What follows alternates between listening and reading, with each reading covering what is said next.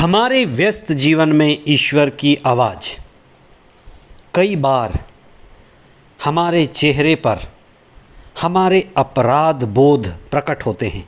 भले ही अभी जब सब ठीक ठाक है, जवान हैं, तो हम ये अपराध बोध छिपा सकते हैं, लेकिन मौत के पहले या बुढ़ापे में अपराध में जीने वाला व्यक्ति का चेहरा अति रुग्ण और बीमार हो जाता है।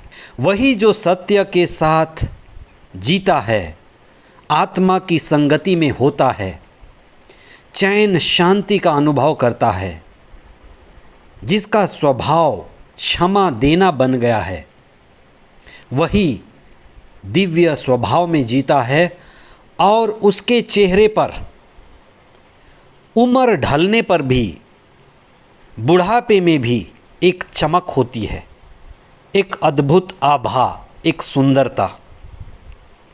सत्य उसका साथी बन जाता है। सत्य का साथी ही क्षमा दे सकता है। 7 बार नहीं, 7 गुना 70 बार, असीमित बार, असंख्य बार। 19वां सामान्य सप्ताह 17 अगस्त 2023 बृहस्पतिवार। पहला पाठ योशुआ का ग्रंथ अध्याय 3 पद संख्याएँ 7 से 11 तथा 13 से 17 तक।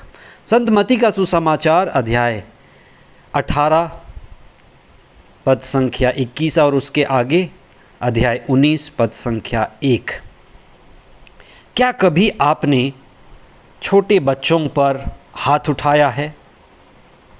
जरा भी हम में संवेदनशीलता और चेतनशीलता होगी तो हमें लगेगा कि हमने अबोध मासूम पर क्यों हाथ उठा दिया। वे तो बहुत छोटे हैं और हम बहुत बड़े हैं। जीवन के विभिन्न क्षेत्रों में यही बात लागू होती है।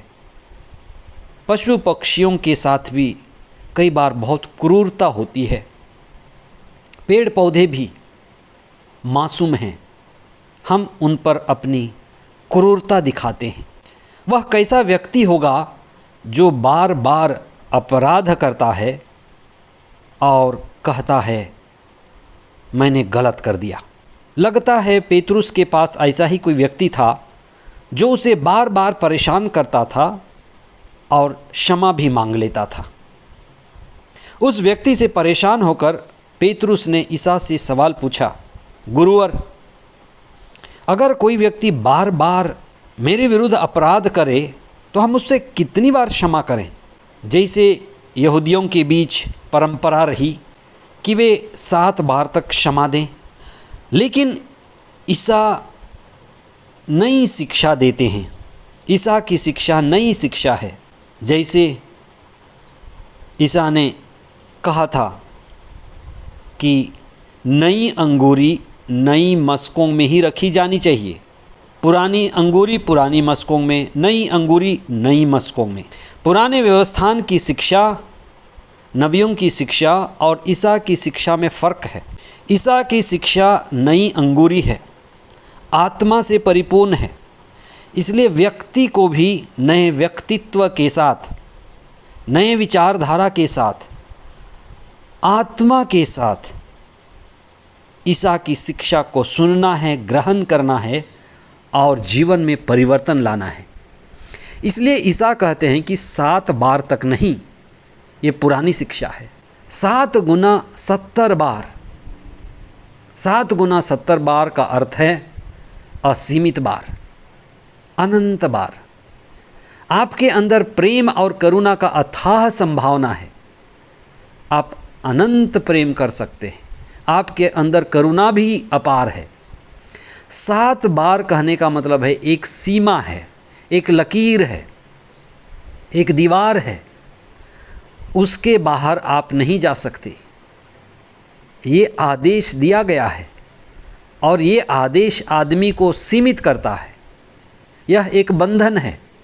यह व्यक्ति की सीमा को बांधता है, उसे एक वैसाखी दिया जाता है।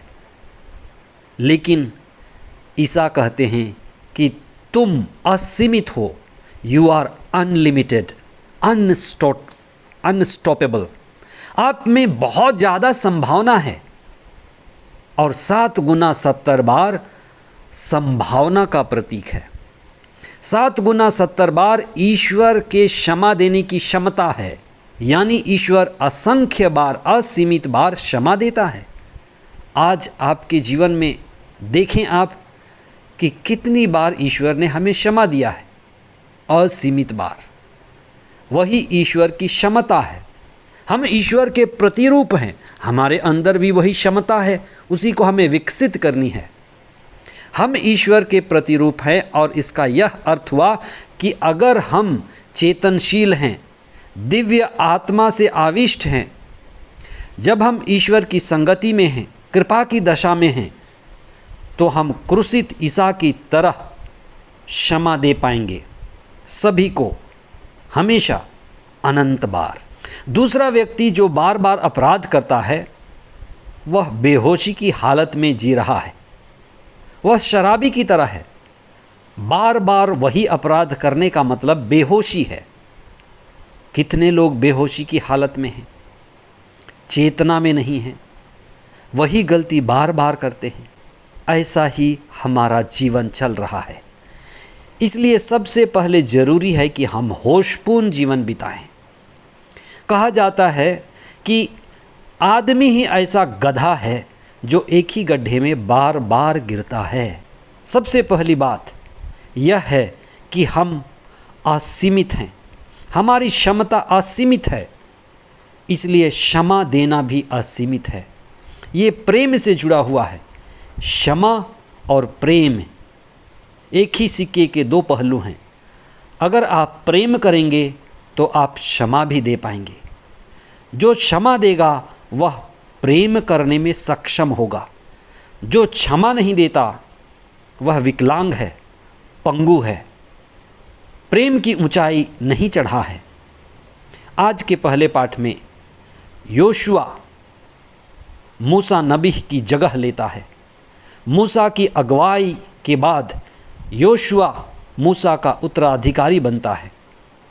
वह पवित्र आत्मा द्वारा परिपूर्ण था और पवित्र आत्मा द्वारा संचालित था, और ईश्वर की मर्जी से वह लोगों की अगुवाई करता है।